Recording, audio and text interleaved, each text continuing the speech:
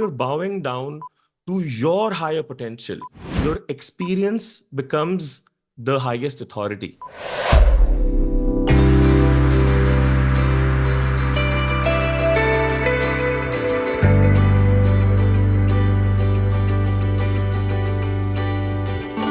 Welcome to OAM Meditation Podcast with Dharmitra, my guest, who is a phenomenal, teacher, yoga teacher, Ishanga trained through Sadhguru, and has thousands of hours of practice of yoga, thousands of hours of practice of training. He's mentored many other people in Isha, people outside of Isha. His passion is yoga, and we're here to help raise human consciousness. Welcome, Dharmitra, to OAM Meditation Podcast. Thank you, Chase. I don't know about phenomenal, but yeah, thanks for having me. Well, yeah, and it's been phenomenal for me. I can only speak from experience, right? Like, there's a couple people in my life that have really made my life phenomenal, and I think that you're one of those people that really give me insight and clarity. Our phone calls have really improved my perspective on things, and I think that it's just a value I want to share with the world. And that's why I invited you on this podcast. I'm like, I need to share Dharmitra with the world because this is something that is a lot of value, and I hope people listen and hear the value. So that's why I'm here. So yeah, I'm glad I could help in that capacity. yeah. So one of the really main reasons I brought you onto this podcast was because there was this really phenomenal conversation we had about authority. I'll make it really simple. Authority. We can use Eastern terms, inner guru, external guru. And we were talking about, okay, my guru, who doesn't want to be public right now, so I won't say his name or anything. He was telling to me that the true guru is within. So we had this conversation. Where's the highest authority? Is the true guru is within? Is there an external guru? And I said, I have an external guru tell me this. And then he told me, like, there is no external guru. I'm like, what? These conversations are very contextual, first of all. So it depends how we are looking at it. There are many angles. Firstly, the thing is that in the West and now, well, even in India, the word guru is quite polluted because it is often used as a term to define mastery over a particular subject. So you have, stock market gurus, you have financial gurus, you have, like many. But in India, where this word originated, the word guru is reserved for spiritual gurus only. So there is the word, again, it's like kind of like saying chai tea is basically saying tea twice, once in Hindi and once in English. So a guru, in essence, is a spiritual teacher. He's a spiritual master. Okay. And there is obviously going to be a lot of variance in the way we approach these subjects because there are cultural aspects to this also. So the way I have been raised is fairly Western. So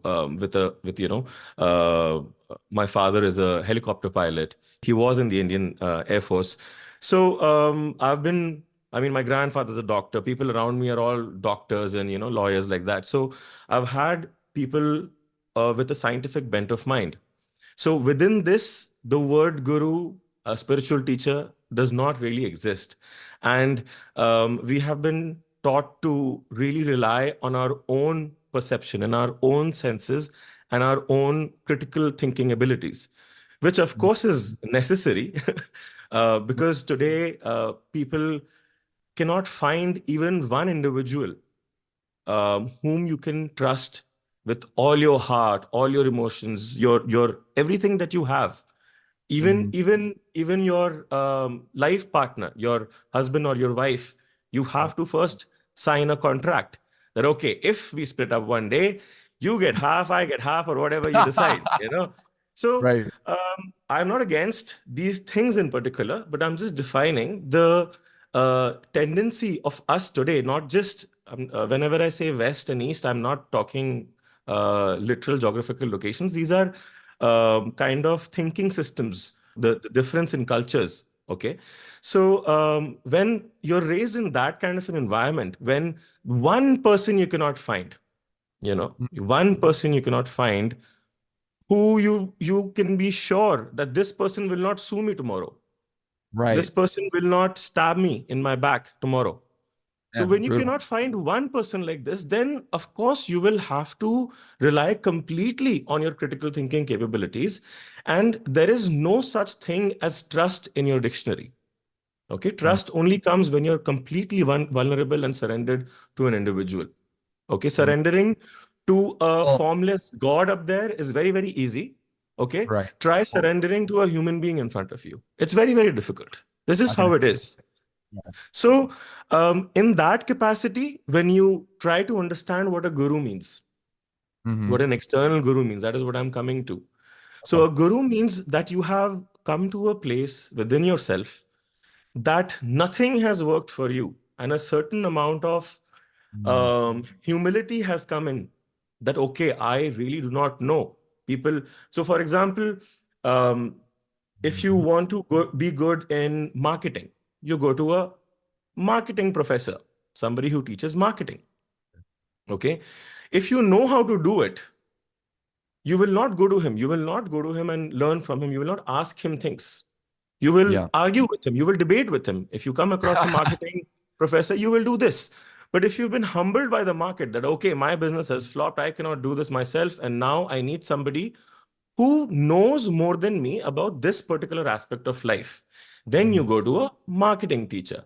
Just in that capacity, a guru you will go to when you have come to that, at least some level of humility, that life has humbled you enough that you can fold your hands and say, okay, I do not know. And then the guru can happen. Otherwise, the guru can come in front of you and you will argue, no, why should I surrender to this person? This is just another man. At the end of the day, this is the argument. This is just another man. In this state, you can never understand what a guru means. Mm. So Mhm. I'm giving you a very long-winded definition of a guru, but I know where people are coming from, and I do not blame these perspectives. But there is an understanding as to how this word guru, it's not a small thing. So, for example, again, I've not been raised in this environment, but I see people who have been, who are more rooted in traditional Eastern spirituality, that the Guru Shishya Parampara, meaning the Guru Shishya tradition in a way, is considered the highest. It's considered the highest because, like, for example, people don't understand, why are you touching your guru's feet? Why are you reducing yourself in front of another human being like that, in that capacity? But what we're actually doing when we touch our guru's feet, or when we do those gestures, which is an expression of a sense of devotion, is that when I Mhm. learn from him and what Right. I can become tomorrow, that is Exactly. who we're really bowing down to, our own potential. We're Yes. bowing down to that rather than an individual in front of you. Yes. Thank you for saying that. It's so easy. See, in the West, gurus are, and I feel like my parents are gonna watch this podcast and they're gonna be like, "Oh my gosh, this guy's talking about gurus. My son, who is my son?" Not really, but it's just a matter of, okay, my wife, for example, personality cult. She believes all these gurus are just fake and they want all the attention, they want all this. It's like, but you said it just there. Like it's about bowing down to not the person, not the personality of the individual. It's about bowing down to who you could be, that the what you are longing for inside your heart. And Yeah. that's why I try explaining to my friends too. Um, but I wanna pivot a little bit and I want to dig a little bit deeper into where's the highest authority. The thing is, you started with the aspect of what is the inner guru and what is the outer guru. And Yes. a very simple understanding of this is, and what you spoke about, maybe some people around you may not completely understand where you're coming from right now. But Yes. if you explain it in a certain way that they can see that some experience has touched you, only then has this word, the guru and the spiritual path and all of this, only then has it meant something for you. So when they see that there is something beyond the words which has touched you, or when they open up to that possibility and something happens to them, then there is no explanation and convincing required. So we are not really interested in convincing people of validate what I'm thinking right now and what I'm doing right now. We're not coming from that. But when this comes into your experience, then naturally it is a realization. So in that way, in a way of speaking, the inner guru can be looked upon like that, that unless and until you realize something, nobody had to come and convince me. My upbringing has been so distant Right. from all of this, has Right. been extremely, extremely distant from all of this. And I have not been exposed to the cultures, to the gods and this and that, which most Indians have. But I Right. was very disconnected from all of this. So when it came to me as an experience and people saw this guy do a 180, then a certain interest comes in. But the experience happened first. Nobody had to convince me, and I'm not interested in convincing anybody, because I genuinely do not think that imposing ideologies, convincing you, no, my guru is this thing, your way is stupid and my way is the best way, any imposition of any kind. So this is a kind of an egoic lock we get into. Like, I want to convince the people around me to validate my view on certain things. You know, Mhm. this is also religious in nature at times, Right. because my religion is right and your religion has to be wrong. So this is always the battle. The battle is always between ideologies and thought processes, and mine versus yours. In this, a person is the most sensitive about their own thought processes, what they're identified with. My beliefs Yeah. have to be, I am sold to my belief. You must understand where people come from. We must be very empathetic here when we uh, talk to our peers and all, and we want to offer something a little bit of what we have experienced, you know? So, Yeah. yeah, you were saying. Yeah. So I love you kind of answered it. You said the highest authority is your experience. Okay, I want to push on that a little bit, okay?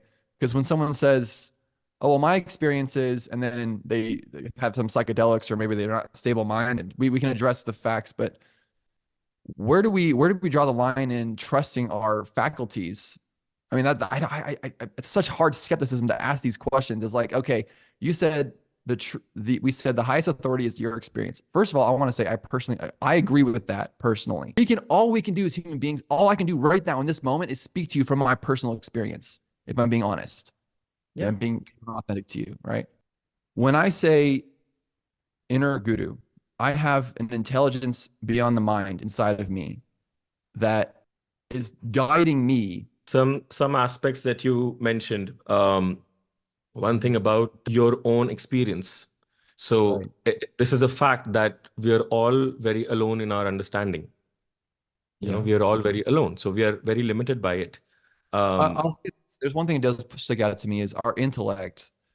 I, yeah. I I know that our intellect, from my own personal experience, it has limitations. It cannot know the limitless. It's a spiritual seeker. If you're seeking to know the universe through your intellectual mind, you're seeking to know the limitless or the infinite with a limited tool. Yeah. That it's important to know that and realize that. So when we approach the infinite, we have to use other intelligences which are non-intellectual. Yes. Yeah. And it's very logical to say that, but it's another thing to experience that. And a big part of the effort of what I'm trying to share with people when I do private sessions, when I talk with you, when I talk to people, I try to get them connected. I try to get them a sense of, hey, there's other intelligences, there's other, I guess, a higher authority. I mean, that's what I'm getting to, is like this intelligence beyond the mind, I feel like is a doorway to that higher authority. Yes, it is. But once again, the once you experience it, and unless you experience it, and unless you realize it, Mm. um, it does not, you don't know about it. So Yes. you will implement the intellect up until the point you are either intelligent enough to see its limitations, or Yes. you, again, life grinds you uh, to a point where you realize that you fail, that moving ahead in this capacity with your Yeah. thoughts and trying to figure everything out is not going to work. It has its limitations. So the mind and logic and human reason is, uh, I mean, it can do so many things. We are, talking from uh, Yeah. Here we the are. two opposite ends of the planet, and we are speaking live to each other. This has been possible through the innovation of the human mind. But when it comes to life processes, how we say is the neurological department is always behind the neurology. So the the more we explore even our own biology, scientists are seeing that it's never ending. There is no end there, and Mhm. it's always there's always more to explore. So life, you can call it life, you can call it biology, you can call it the elements or the building blocks of the universe, is always going to be there is higher intelligence there, more profound intelligence there, Yes. which surpasses the human intellect by a lot. Because what we can create is, right now, this is the problem, that human beings are too enamored by what they have created. So Yeah. despite, seeing that, okay, that we can cure diseases, we can, do so many things, but there is a limitation to it. And the limitation is becoming very, very apparent in the West because of the uh, affluence overall in the Western society. People in India, there are people in African countries who are still living below the poverty line.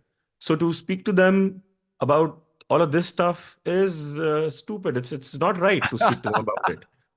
But Yeah. once you arrive at it, and once you see that, okay, I have all of this comfort and, all these conveniences, I have it, but am I really happy? Is it making me happier? So this is where the existential crisis comes in. And this is Yeah. where spirituality can begin for an individual. Yeah. You become a truth seeker. Okay. Well, and that's kind of where I want to get too much into my story because I want this podcast to be really highlighting the value you have to offer here. But when I was a teenager, I when I tell people my story, I say I feel like sincerely I grew up kind of like the Buddha. Like I was a prince in Mm, suburban Arizona. I had everything I needed and wanted. My parents were loving parents. I was very immensely blessed. And so because I had everything I wanted and needed, and I naturally was like, okay, life is perfect. What else is there? mm. I'm 15, 16, 17. I'm just like, what's the point of life if everything is just perfect, essentially? And that's a huge compliment to my parents, or maybe it's just um, a weird coincidence. But I think a lot of kids, a lot of people, not a lot, but some do experience this. Like Jim Carrey, for example, he's a great example Yes. of he got everything he ever wanted. He manifested $10 million check. And because he's like, well, what else is there? Like I I pushed the boundaries and limits. I became who I wanted to be. So if that's you right now, then welcome to the spiritual seeking, right? Welcome to the new journey. What is Yeah. beyond the mind, what is beyond this game you're playing. Because this is a game we're playing. This is a game. Even now Yeah. we're playing. We really are. So see, you spoke about feeling like a king and you feel blessed, but I feel this is a factual statement, because the average person who has after the basics, your food, water, shelter, and you have an internet connection, you actually have access to a lot more than a king had access to about, like, maybe, I don't know what, 500 years ago. So we are living, this is what the industrial revolution and technology has, this is what it has enabled, that it is constantly bringing technology to the masses. What was Yep. earlier available to a few, now it's available to the masses. So when wealth and affluence and technology can enable us to come to a place where our needs are fulfilled, and as you mentioned, that you came to a realization that, okay, this is enough. I have enough. But on the other hand, you have Jim Carrey, who I think is an amazing person. Jim Carrey had to have that level of success. But the thing is, you may not be that competent Ah, to do everything, to manifest everything, to do and achieve all that he did, just in order to realize true. that this is not it. This is not it. This is why he wishes that everybody gets what they want, so that at least on the material plane, so that they realize that this is not it. Unless somebody meddles with your psyche and kind of brainwashes you into thinking that the next digit, the next zero on your bank account is Mhm. going to be the thing which fulfills you finally. Unless you fall for that, then it's a very natural process. It's something which should come very naturally as a person and as an individual matures in a society. But what happens today is that you're constantly seeking the next level of affluence. Once you have, a car worth $50,000, you want the $100,000 car, then you want the $1 million car. It's never ending. This never ends. Yeah, it's a natural thing. And then, but you see, when you have time to sit and reflect on that, and not and when luckily I did when I was a teenager, I had all the time in the world to sit and reflect on that. I had high school and no and just my chores. That's all I had. So Yeah. that came to me naturally. I'm like, okay, what else is there? Like this just goes into nothing, right? So anyway, I want to ask you another question. All right. And I appreciate your response on that, and I agree. So from speaking from personal experience, this this moment is the highest moment. There is nothing higher than this moment. This reality, this experience you're having is it. That's it. But I can't always perceive that all the time. I'm not in this moment, I'm not always aware that this is the highest. Why is that? I mean, see, this is when it comes to the now in the moment. Mhm. This is reality. So if you're in Yeah. your imagination, if you're in the past, if you're in your head, if you're doing that, then you're missing out on life. You have to be in your body.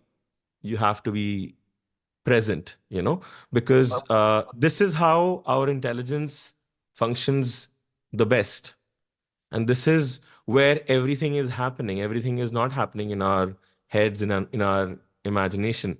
Whatever whatever the moment requires us to do, we can only respond in this moment. We don't have to plan it in advance. We don't have to really Yeah. carry an agenda for the future. So I want to touch on because you're an Isha yoga teacher. How does Isha yoga enhance your perception of life to see life as it actually is? I'm not sure if that's the Right. right So question. I think that's the question I'm going to drop here for now. yeah, you can approach it in that way. So there are many, many, many different aspects to it. I can only tell you how much is there in my awareness as far as the practices are concerned. Of an aspect of your perception, if you be very real and be aware of what is it that you call yourself.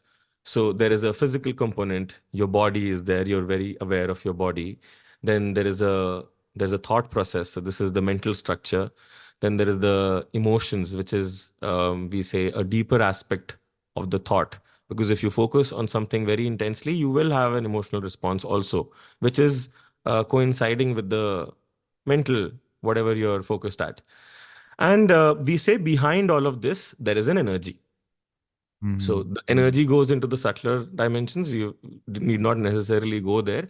Yeah. But at least this much people know that there is an awareness, and the awareness is aware of a physical body, the thought process, and the emotions. So everything that we begin with in spirituality has to begin with these things, what we are aware of right now, not what we are not aware of. There's no point in looking for a God straight up, because what are you going to look for? The first thing is to have a certain ambience within yourself. And this can only happen if you manage these aspects of yourself with a certain degree of gracefulness, or a certain sense of aesthetics, you can say, a certain pleasantness. So Okay. this is what it helps you establish as a first step. So the Right. Isha practices, or whichever yogic practices, spiritual practices, meditation, whatever you do, it has to start here. If it is not helping me with my day-to-day thing, if one moment I say, oh, I experienced something so great and amazing, and the next moment I feel so shitty, you know it's not going to work. This is not going to work. So it has to be very real and in your experience. And the first thing which needs addressing is all of these aspects. Then later on, as you find that some pleasantness and sweetness enters your life, you actually start having a good time here, which is surprisingly such a rare thing these days, that you're actually having a good time being alive and existing. I know. I think life is so So, magic from my perspective. Is like this is insane magic right now. I'm like, this is crazy. My mind's blown all the time. Um, I'm just saying. Go ahead. so yeah. I mean, it has to start there. And in my understanding, only once you appreciate life, um, and your own life as a direct experience, will you want to know beyond this also, or the source of life, or more life. You can put it in whichever way you want. But if you don't like it, then you're not going to ask who made this, or how is it happening, how is it made, or Yes. how far does it go, how expansive is it, how profound it is. You're not going to ask these questions. If you're given a shitty deal in life, then Yeah. you're not going to ask these questions. It's a very real thing, that if you're having a bad experience in life, then you're not asking all of these questions which are spiritual in nature. You're in the self-termination process. The program is glitched out and it's corrupted. So now it wants to terminate itself. That is like that is how we are all wired and programmed. So it is not wrong for people to be in this existential crisis today, and we are depressed, people are not happy with the way things are going. So all of these things needs addressing first before Right. we come up to this. Yeah. Yeah. So the way Isha Yoga, just so I can understand, we're on the same page here. What you're saying is, okay, Isha Yoga is set up to where let's take care of the basic needs first, right? We want to have you happy, joyful, feeling better. Your well-being is taken care of because you can't approach the ultimate until you at least have the basic needs taken care of. I can speak from experience in saying that that's true in my experience. If I'm stressed, if I have my three kids who are yelling at me, screaming at me, I'm not thinking of, oh God, or what is, I'm taking care of my kids. That's what life's demanding. Life is demanding me to take care of them. That's what it's asking. So I'm doing that. After we get past the first steps of Isha Yoga, which is the well-being part, there deeper practices that give you a greater perception of life. I mean, what is your representation of Sadhguru's vision? What is the grander vision of Sadhguru? I'm just maybe with the Isha Yoga. I don't know. No, it's not like I'm a practitioner of Isha Yoga, and I wouldn't call myself a representation of anything, but I'm only representing my own experience. I can only be, I can only strive to be authentic in this regard. So, what I would say is just to reestablish what I was talking about and what you mentioned. There is a certain hierarchy of needs a human being has.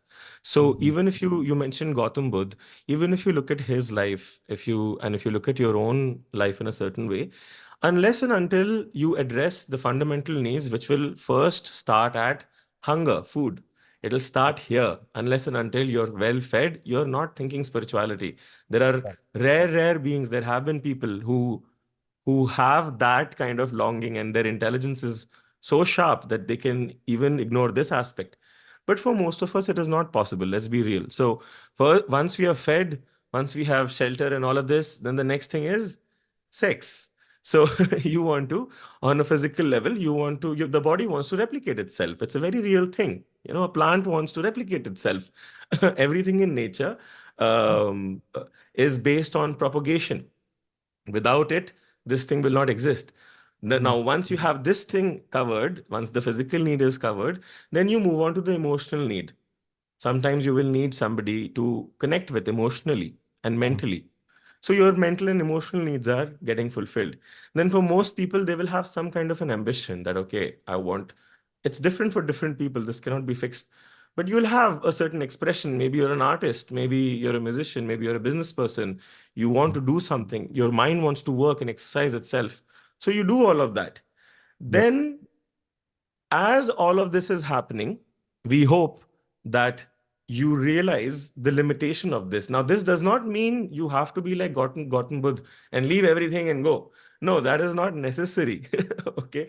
But in a more in the spirit of what he did, in a more intelligent way, we have to see. We cannot, because this cannot be by prescription. What Gautam Buddha did, if you and I do it is not going to work. We have to be very authentic with ourselves. We can Yeah, only just move be from real where with where we we're are. at. Yeah. Sorry, say that again. No, just being real with where we're at. I mean, that's one of the things that is just more and more grounding is like being honest. Where am I right now? If anyone Yeah. gets any podcast, it's like looking at, okay, where am I right now? Because I've had this dialogue within myself because I had this really big spiritual longing, and I still am I'm a blazing fire in that direction, but I'm also more realistic in saying, okay, uh, I have 3 kids to take care of. I have a wife. I have to support I have bills I gotta pay, right? I can't just, like I said, got some Mabuta who just left and left everything and just went that direction. Have I thought about that before? I'm gonna be honest. Sure, I've thought about that before, but that's not, it's irresponsible. It's also not realistic. It's not a prescription, right? So Yeah. yeah, I'm owning that responsibility. I'm owning the responsibility of being a father. I'm owning the responsibility of being a husband. I'm owning the responsibility of being now a new responsibility of being a podcaster because I love sharing this stuff with the world. And if I could do this full time, like let's freaking do this full time because this is awesome. So that's kind of where I'm at. Yeah. I mean, see, even the aspect of leaving, see, you were the one who got engaged in these in the arrangement that you have around you is your own doing. Yes. We tend to look at spirituality sometimes as an escape route. So only when you're having a little trouble with your spouse, and Yeah. everybody has those rough patches Yeah. sometimes, but those are the times when we are actually looking for a cop out, you know so so it should not be looked at like that. But even Gautam Buddha, after he attained, after 8 years, he came back. So maybe he realized that he should not have left in the in Yeah. the No. first place. But then he did make amends. I'm just thinking. I don't really know. But he did come back after 8 years, and he got a lot of flack for leaving. Yeah. He left his child was, I Had to think, pay that, one pay the year bill. old. Yeah. Go ahead. Sorry. Yeah, yeah. So, is drastic action necessary? I do not know. Is it necessary for you or not? But things, if they're conducted with a certain sense of grace, that It, sorry, I'm gonna cut you off there. yeah, yeah. Go ahead. No, I was saying I don't think it is necessary, and I don't want to. I should ask really quick. I didn't even ask. So, from my own personal experience, it's not necessary to make really drastic changes. In fact, this moment can be a huge teacher for you. And there's this phenomenal book that I read that is with me even now. It's called Face to Face with Reality by Rajini Menon. And if you're on the spiritual path, I would say it's a man. It is a read that will bring, in my own heart, it brought righteousness. It brought, she said, what is life? Life is simple. Life is just this moment and making the next righteous choice. That's it. I'm like, yes, that is life. It's that simple. It really is, like it's this moment and then making the next righteous decision. It's And I'm true. like, it's just so simple. Like, and that's just that simple advice turn me inward to the inner guru. Okay, it's like, okay, now I have to go to these intelligences that God has given me. God has given me these dimensions of perception, these dimensions of intelligence that I can now use. It's a higher responsibility, because the more responsibility we have, right? Yeah, Yeah. the more responsibility that we have as human beings, the more freedom we have potentially, right? People want the ultimate freedom. Ultimate freedom is infinity. I said, well, there's a correlation between responsibility and freedom. Because if I give my daughter who's 9 years old right now, if I give her the keys to my car, that's freedom for her, but it's also completely irresponsible. She's not ready for that responsibility. So in the same respect, whatever responsibilities you've been given currently, if you master those, naturally you'll be given more responsibility and more freedom. So from that perspective, from that lens, you could say enlightenment, or the ultimate, will naturally come into your experience the better you handle each moment, the better you handle what we've been given. It's a natural next step. So there's Yeah. no drastic things that need to be made. There's no drastic decisions, because if you handle what you have right here and now really well, you'll naturally be given the next thing, it's next freedom. Yeah, that's true, because it when it comes to drastic action, it can be with yourself to begin with, which is more difficult than, chucking people out of your life, moving to a different city, and Yeah. changing your job or something like that. But if you keep it to yourself, if you be very drastic with yourself, most people, I think, are not capable of doing it.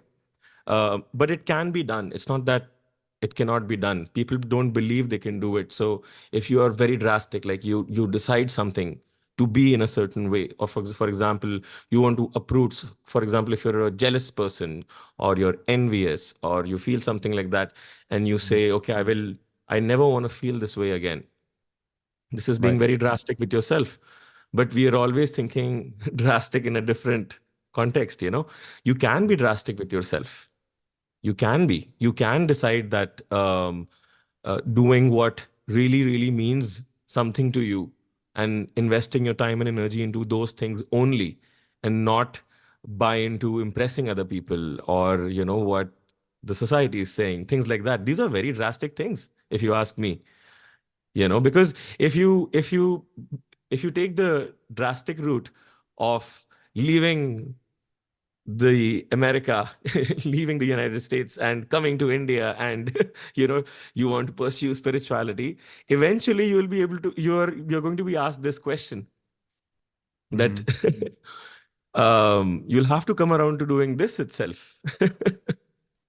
Yeah. No, So that's making moves in your outer life has in your external reality has its place, but then you will be directed to your inner journey, and what needs to be done there is definitely and always going to be more important and more of a consequence.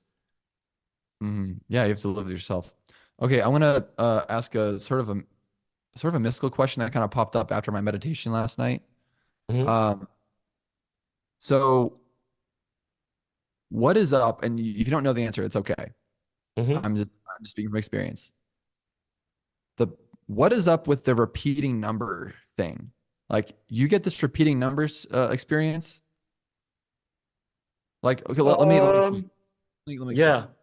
When I was in grade school, I was given a computer password, 114 014 00, something like that. Some combination of ones and fours or something like that. I don't know the exact combination. Ever since that password was given to me, numbers, those ones, fours, and zeros has somehow been in my life in some capacity. I can't escape it. Like, for example, the past couple meditations, I get out of my meditation, and I just happen to look at my phone, and it's always a combination of ones and fours and nothing else. It's the point where it's no longer statistically, it literally doesn't make sense. Like, it's in Right. speaking from a scientific perspective here, it's against statistics. Like, there's something Hmm. happening. What is that? Do you know what I'm saying? Yeah, so I know many people many people talk about this. Yeah. I have a certain understanding of this is that see, whenever you're talking mathematics, not numbers necessarily, but mathematics, which includes numbers, you're talking about the building blocks of the universe. You're observing certain patterns happening in reality. So it's based in that, and we project that, and we like kind of translate it into a language that human beings interact with, and that is what mathematics is. So there is there is a certain degree of uh, observing repeating patterns in nature or in your life as it is happening, and synchronicities. So what I think, it's a combination of these two things, that of course synchronicities increase, and if you would project this or observe this would be more appropriate, if you observe this in your life in a different way, even if it's not in numbers, Mm. you will see it happen. It may not happen in numbers particularly. For me, it doesn't happen in numbers as much, but Sure. synchronicities do happen. And yeah, this is, I wouldn't go too far into this. In India, we have a science, it's called numerology. I don't know anything about it. I don't try all of this, but it has to do with a certain geometry of things. And, it's a different field altogether. Um, Personally, I usually tell people that not to look for it too much, because then what happens is uh, you start to see what you're looking for, and only that thing keeps popping up. So there is a bias in your perception that you're looking for one particular thing, and it comes up. But I do understand what you're saying. I do agree with you, because a lot of people tell me this, like for example, the 11 and all of Sure. that. So so that Yeah. does happen to people. It's just strange. Well, what is a synchronicity to you? I don't know. I was just curious. What do you mean by synchronicity? Synchronicity becomes very contextual. So, like synchronicity is one thing about it I know is that if you explain it to somebody, it loses its how profound it was for you.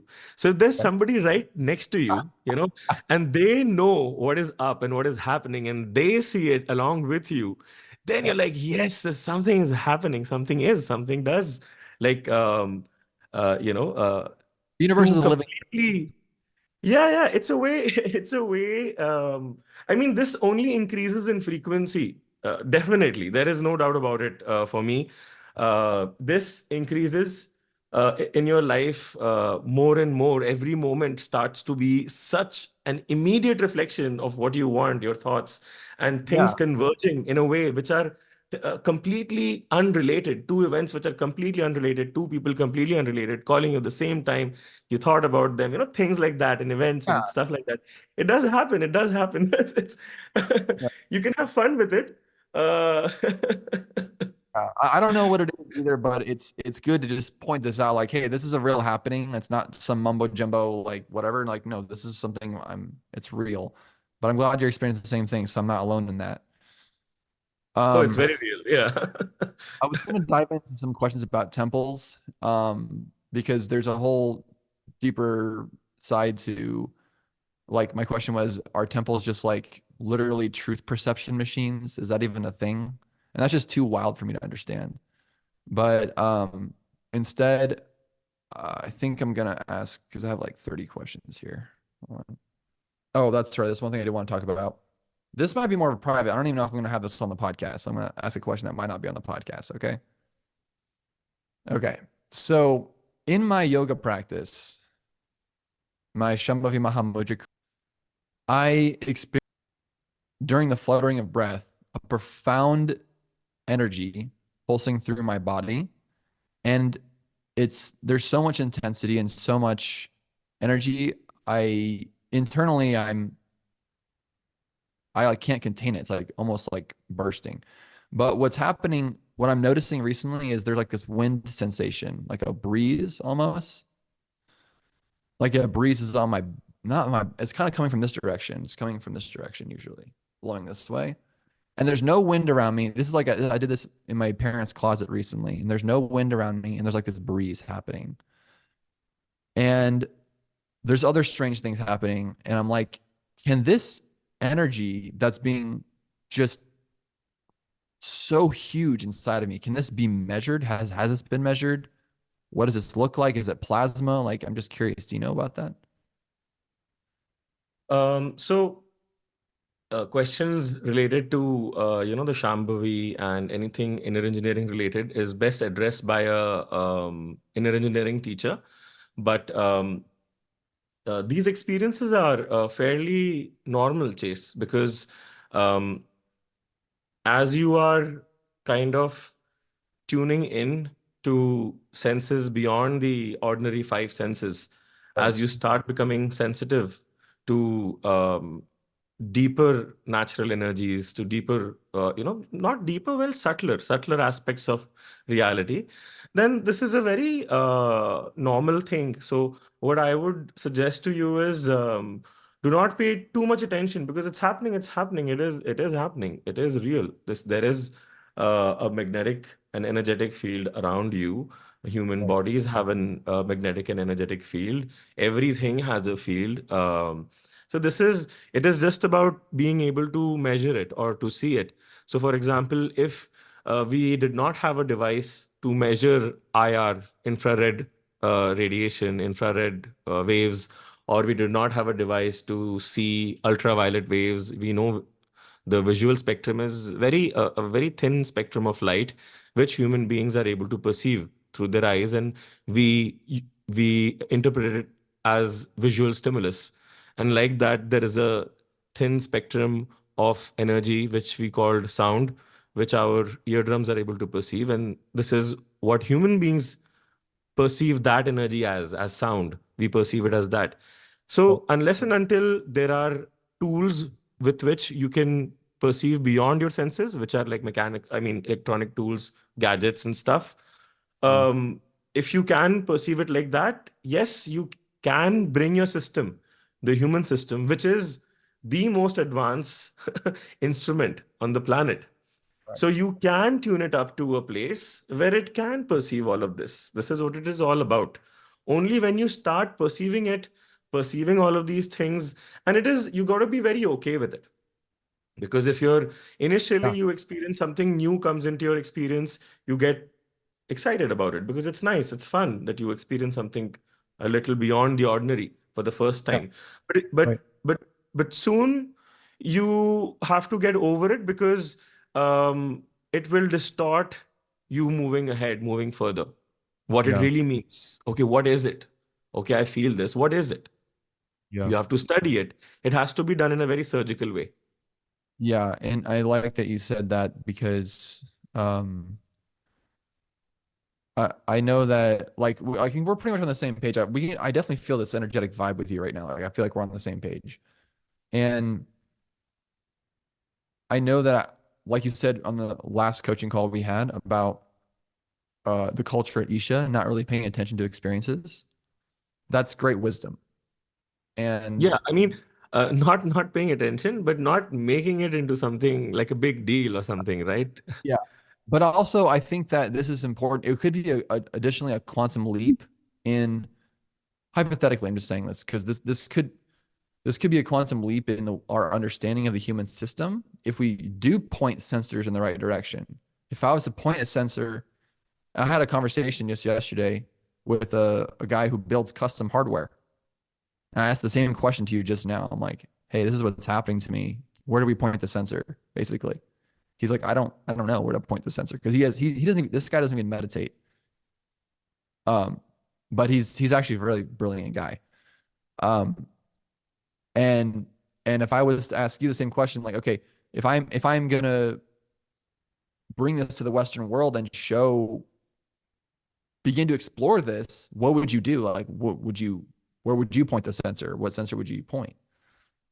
So this is something which is best addressed by the individual who was there on my first podcast episode, which is Uh, the neuroscientist from this Indian institution. He's also been invited to, I don't know what course of action he's taking, but he's been invited to Harvard also to pursue his research in the United States.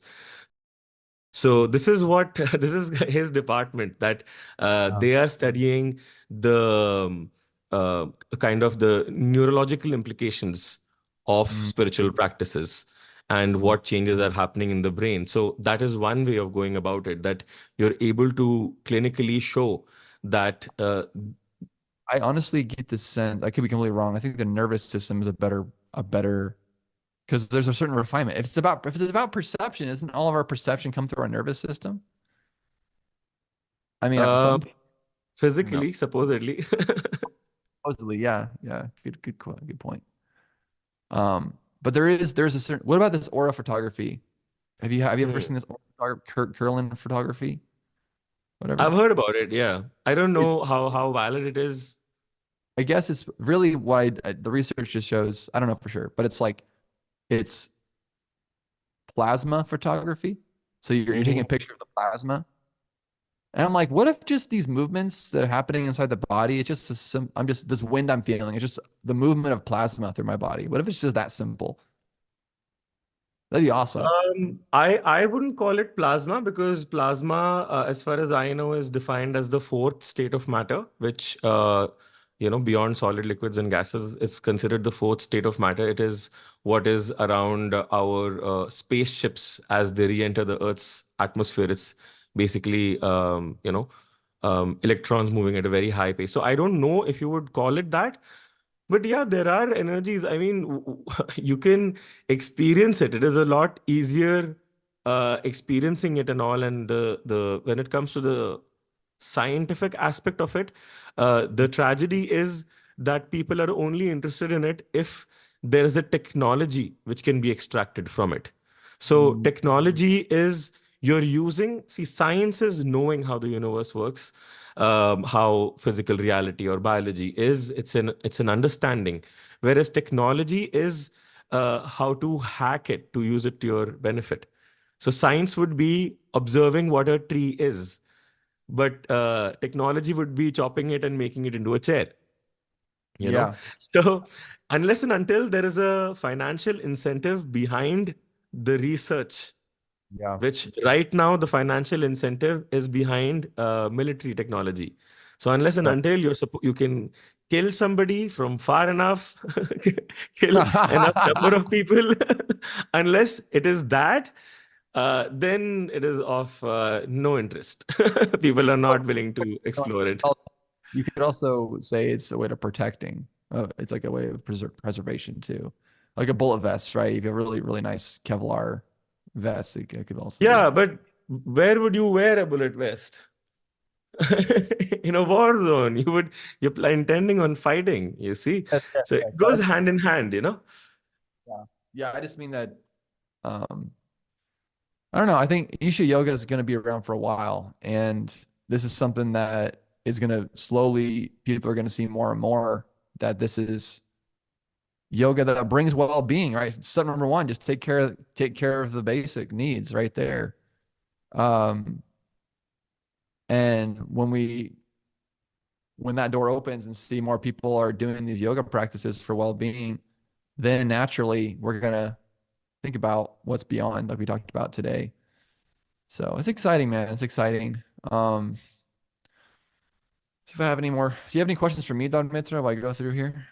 No, I didn't prepare any questions. I Okay. thought we would just have like a conversation. Yeah, no, I know. Talked about gurus. We talked about seeking. Have we covered all the questions that you sent me? Have we covered all of them? Well, I Those said were nice. is one of them on here that was important was tell me about your experience, like tell me about your highest authority, which is something that was really important to touch on. Yeah, I And think we covered that. Yeah. yeah, we said, what is a guru? Tell me about intelligence beyond the mind. We touched on that, I think. I have here, what is a yogi? We didn't touch on that because there's a difference between a yogi and a guru. There's a difference there. Um, and then the first question is, in your experience, what's the fastest way to burn karma, ultimately getting closer to the truth? You want to ask that? Yeah, let's ask that question. Okay. All right, Okay. Dharmeet. In your experience, what is the fastest way to burn karma? Fastest way to burn karma. If there was, I'm thinking, if there was the you must look at why you're asking this question. What do you think this will lead you to? Like, why do you want to burn your karma? So because karma is information. Karma is information on one level. So there is I have physical karma here on this planet. So that's why I have a body. You know. Yep.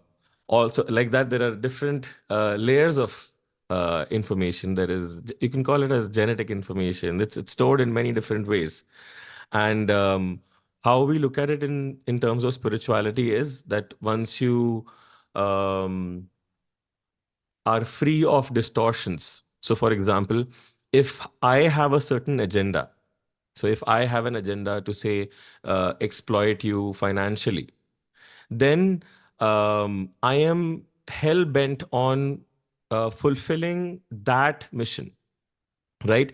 And that distorts my perception of you right now, because I'm looking at you only as like a bank account, maybe, so I'm looking at you as a number, and how can this benefit me? So in the process, what happens is that I miss who you are as an individual. And life is a two-way street. If I objectify you in that capacity, I look at myself as a number. So Mm, this is what karma is, that it distorts your perception. So if you're free from these agendas, if you're free from these distortions, then you're able to see life as it is. You have some sense of clarity. And then in that way, yes, it is good that we free ourselves of these distortions and these agendas that we have. People look at each other and what was that movie? Oh, I think it was the Departed. So Nicholas Nicholas Cage says this, that when I look at you, you know what I think? What can I use you for? So that is that is a very I don't know, very crude sense of looking at things, of looking at people. So yeah, in that capacity, yes. Um, if you have the intent to see life for what it is, and then you use your faculties towards that goal. So, karma yoga is using your body, your outward action. So, the more selfless I am in my outward action, the less I do for me, myself in that capacity. Um, Eventually, I will be, my actions will be pure. It will not have the selfish uh, intent behind it. If I do enough work, and if I include everybody as a part of me, if I'm not always thinking about myself, then eventually my actions will become purer. I will do mm, what is needed, what the situation requires. In the same capacity, if in my thoughts I have an agenda, I have something. So now I'm carrying this thing in my head. I'm like, should I manipulate you? Should I do this to you? Should I do that to you? How can I turn the situation to my advantage? This is what I'm thinking. So once I get over this, I have a certain clarity of perception of thought, right. like Right. that of emotional baggages. If I have deep-seated traumas, if I have daddy issues, then I'm looking to fulfill that aspect of my life through somebody else. That male figure needs to fulfill it. Somebody Right. else needs to validate me. If I have mommy issues, then I project that onto women in my life. So Mhm. once we are free of these distortions, once we are healed emotionally, then again, life is very different. After that, if we are free from this, life is very different. Like that, we categorize yoga into four aspects. So we touched upon karma, which is action. What do you say? Jnana yoga, which is thought, using Mhm. thought as a means to that, Mhm. your evolution. Then there is bhakti yoga, which is using emotions. So in bhakti yoga, we direct it very intensely towards one point. It can be a deity, a god, somebody, a guru, a particular life goal. Whatever you want, you can throw it at anything you want. So very intensely, you use your emotions to make it one pointed so that it carries you across. It takes you when your emotions are that intense. and they're directed in a particular way, it can take you. If you're very intensely in love, it is a very beautiful experience of life. You Mhm. fall in, you fall in love with a human being, and then maybe you can fall in love with a higher entity one day, but you Yeah. can't love the person next to you. It's very easy to fall in love with God, because you can make up God whichever way you want. So, there are these various ways. When you use your energy, it's Kriya Yoga. That Mhm. becomes a little different. But when you tap into your energies directly through, like you said, Shambhavi Mahamudra or various other Kriyas are there, then you can empower yourself in a very powerful way. Yes. You're basically amping yourself up, your voltage goes up. Right. So everything gets enhanced about you. If you Mm. do Kriya Yoga enough, if you directly tap into your energies and enhance it, everything about you is going to get enhanced. More vibrant. Yeah.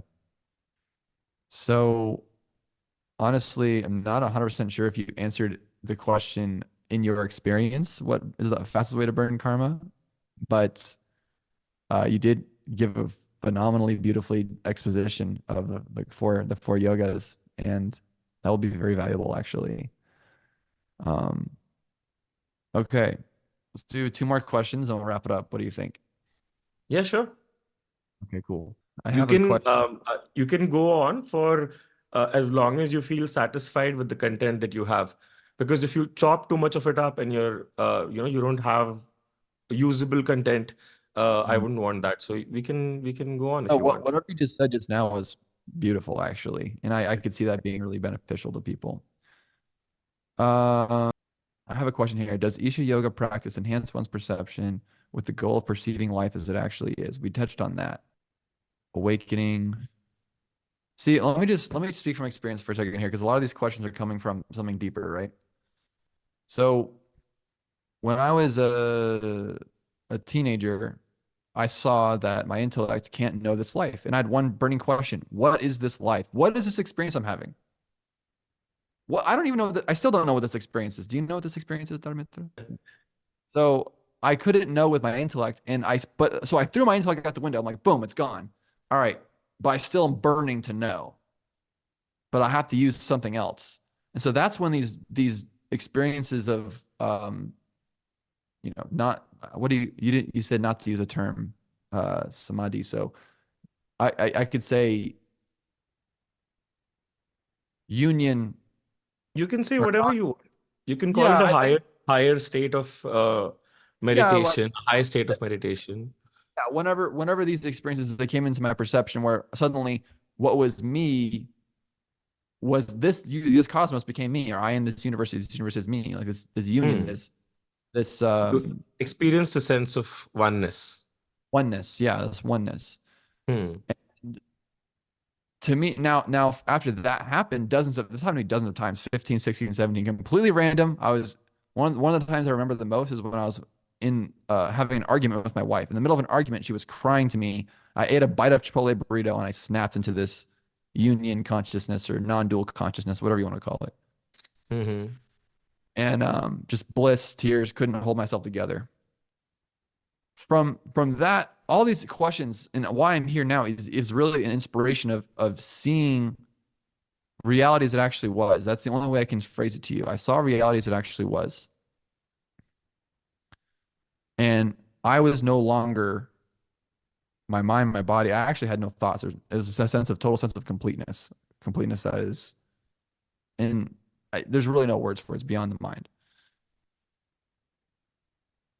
Isha Yoga, and I'm trying to give this as a framework because from this perspective of my current perception is I'm seeing less than 1%, maybe 1% max of life as it actually is right now, compared to that experience I had, which is,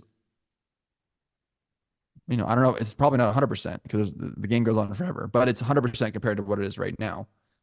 So if I'm experiencing 1% of life as it actually is, try to get this metaphor right. Sorry. When I do my yoga, I feel like I'm experiencing a greater percentage of life. Hmm. So is my approach, or I guess it's not even a question, I'm just kind of explaining here, is like my understanding of spirituality is the purpose of spirituality is to perceive life as it actually is. Because right now we're not able to perceive life as it is.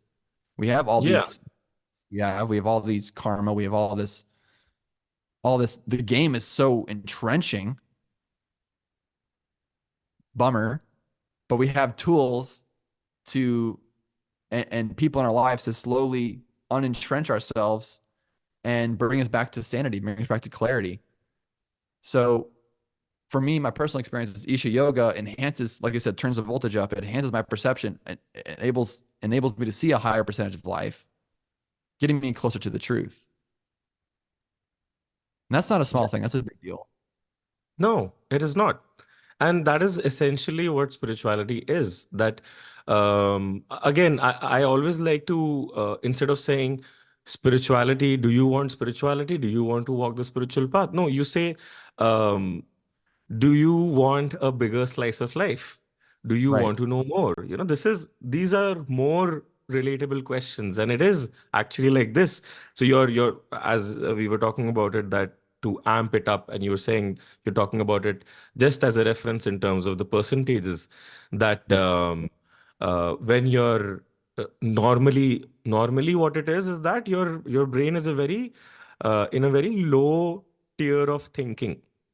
It's a very low energy state where it's just because it has to give you some experience of life. So it is constantly going something Right. constantly through Right. the day. That is what it is doing.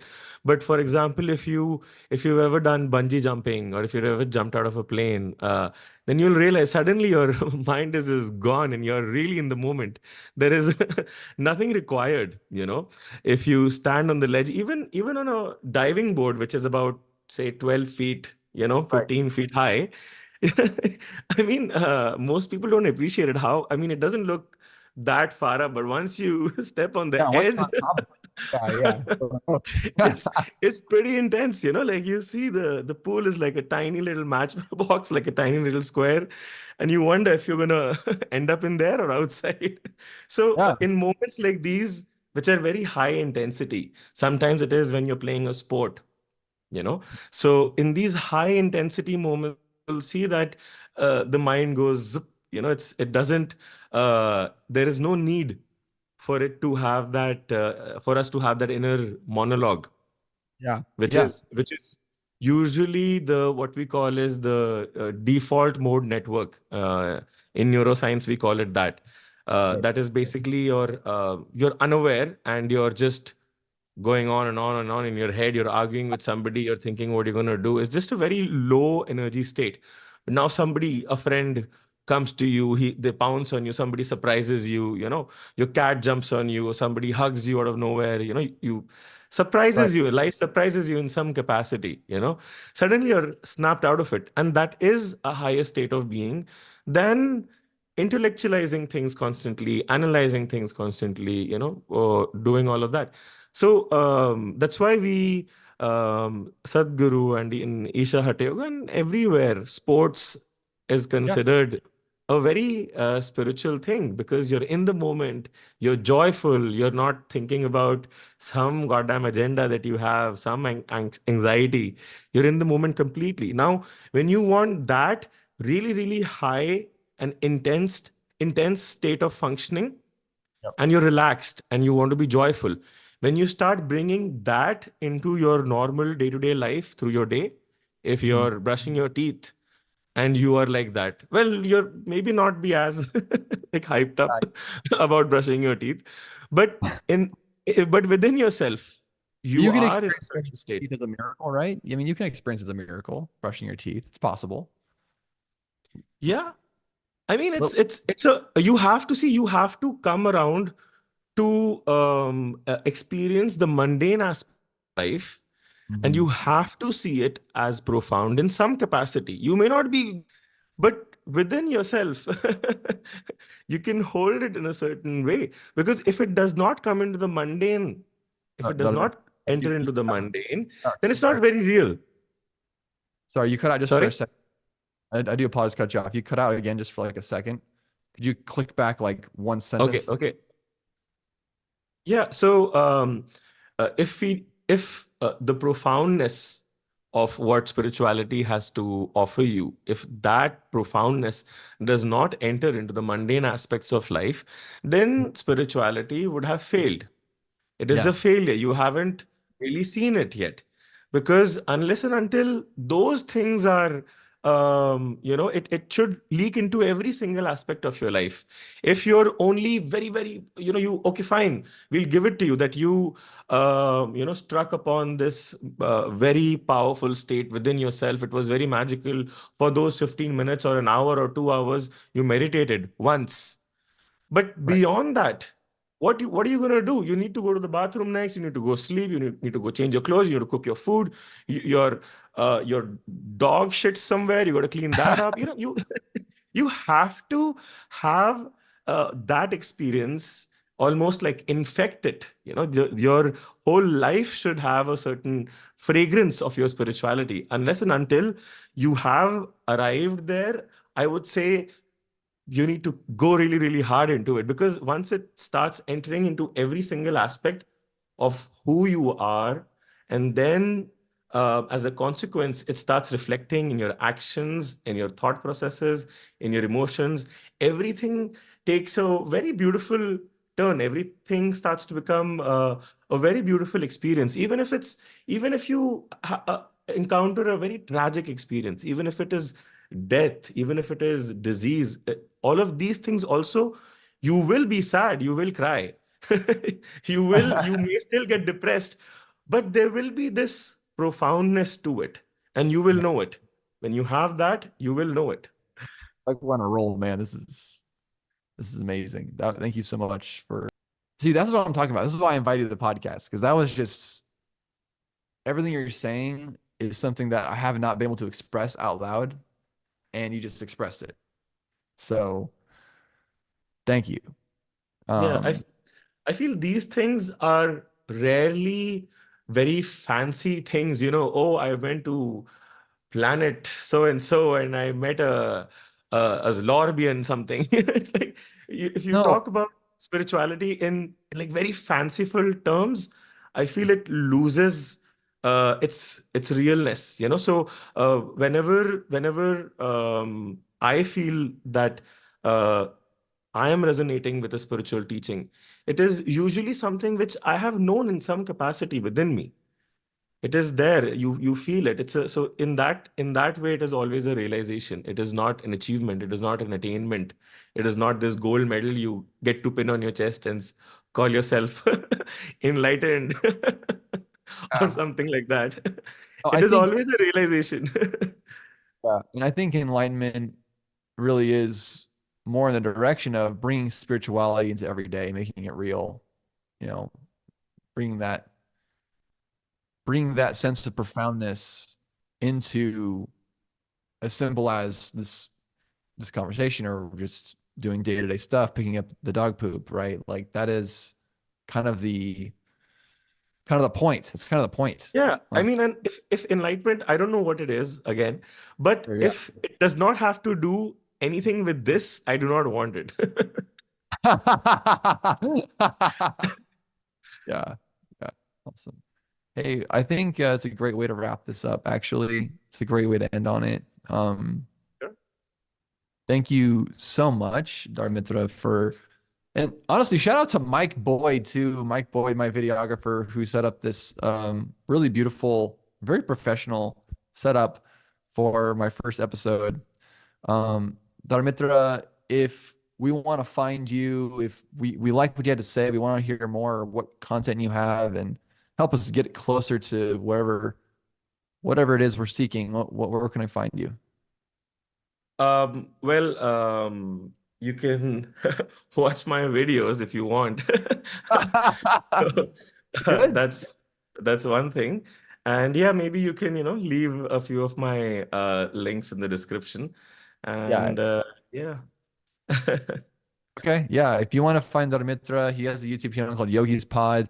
There's a couple actually really phenomenal interviews on there. He just started his own podcast.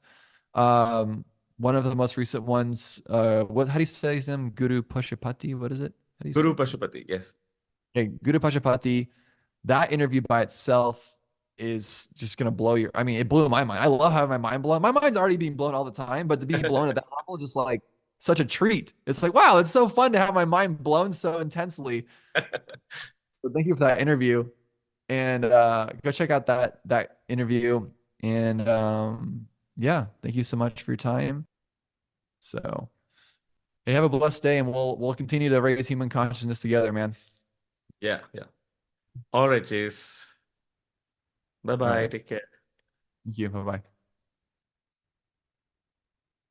We're live. Awesome. Oh, there is the cat on the table. Look at that. Can you believe that? It's like we literally called it on. That was great.